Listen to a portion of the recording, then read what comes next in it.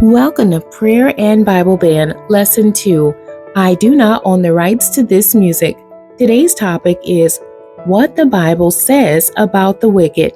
The background reading is coming out of Psalms chapter 7, verse 11, Psalms chapter 36, verse 1, Psalms chapter 10, verses 3 through 18, Jeremiah chapter 17, verse 9, Proverbs chapter 10, verse 20, Proverbs chapter 15, verse 6, Proverbs chapter 21, verses 27 through 31, Isaiah chapter 48, verse 22. The devotional reading is coming out of Psalms chapter 1, verses 1 through 6. The central verse, I will read the King James Version first and then the New Living Translation of Psalms chapter 9, verse 17. The wicked shall be turned into hell, and all the nations that forget God. The New Living Translation. The wicked will go down to the grave. This is the fate of all the nations that ignore God. The key terms for today's lesson: folly, cunningness, tumultus. Folly, lack of good sense or ordinary prudence and foresight. Cunningness, being very good or clever at using special knowledge or skills or getting something done.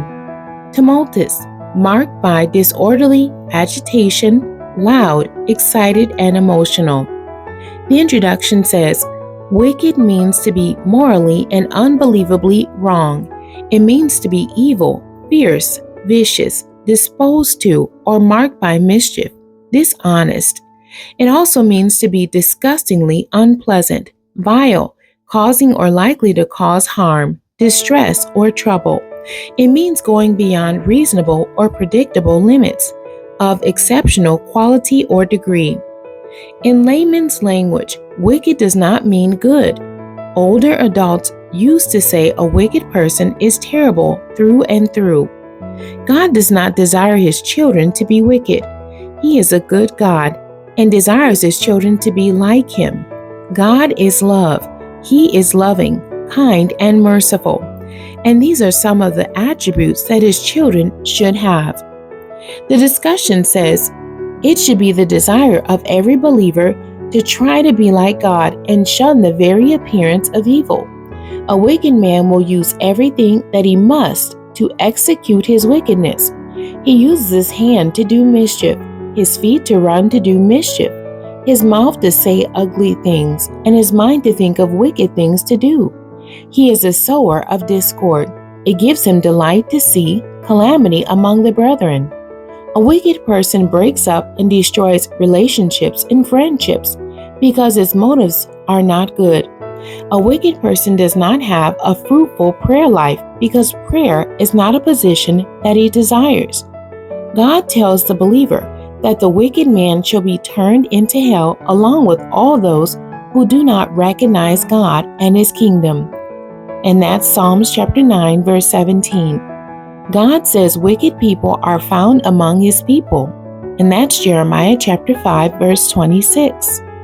He wants the believer to understand that everybody who comes to church and says they are saved is not.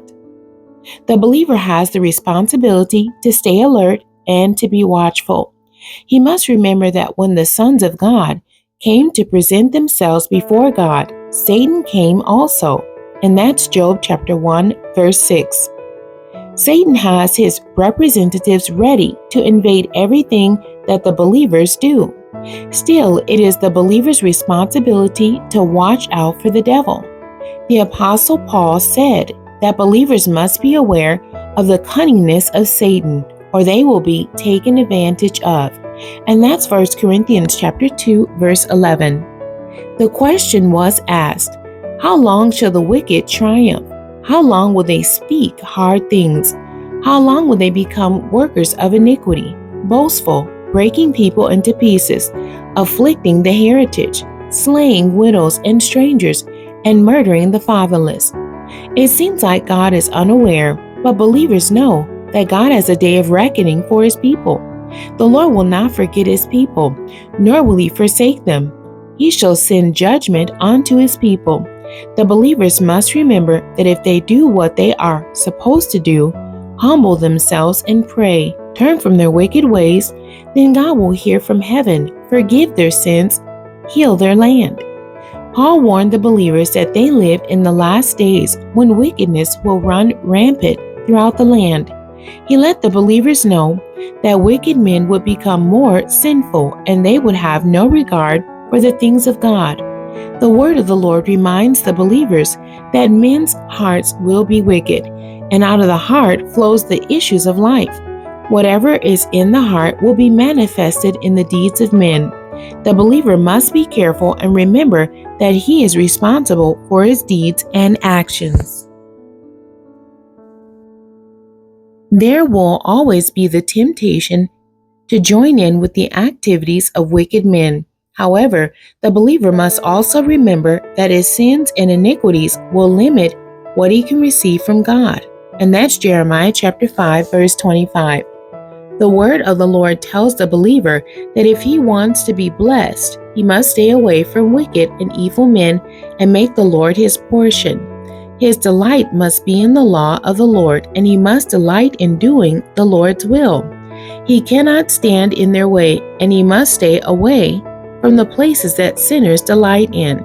He should not allow himself to get so happy that he becomes comfortable sitting and enjoying spending all his time with wicked men, telling jokes and joining in their folly. In conclusion, the believer can rejoice because he knows that the Bible is true. One day he will go where the wicked shall cease from making trouble, and the weary shall be at rest. And that's Job chapter 3, verse 17. He will no longer have to look out for the deeds of the wicked. He knows that if he lives right, heaven will belong to him. He knows that the wicked shall be turned into hell, and all the nations that disregard God. He recognizes that the fools say there is no God, but the God of the universe will one day judge all souls, and the souls of the wicked shall die. He knows that the desires of the wicked shall perish, and that's Psalms 112, verse 10. The wicked shall not go unpunished, but the seed of the righteous shall be delivered. And that's Proverbs chapter 11, verse 21. Believers must hold fast to their profession of faith. Faith is a secure anchor that will hold them firm throughout tumultuous tempests when the wicked are raging. The believers must stay focused on God's promises concerning them and the wicked. The questions for today's lesson. Number 1, what makes a person wicked? Number 2, what will happen to wicked people? Number 3, what should be the relationship between the wicked and the righteous? The essential thought: the wicked shall reign for a season, but the righteous shall reign throughout eternity. The end. God bless you and thank you for joining me today.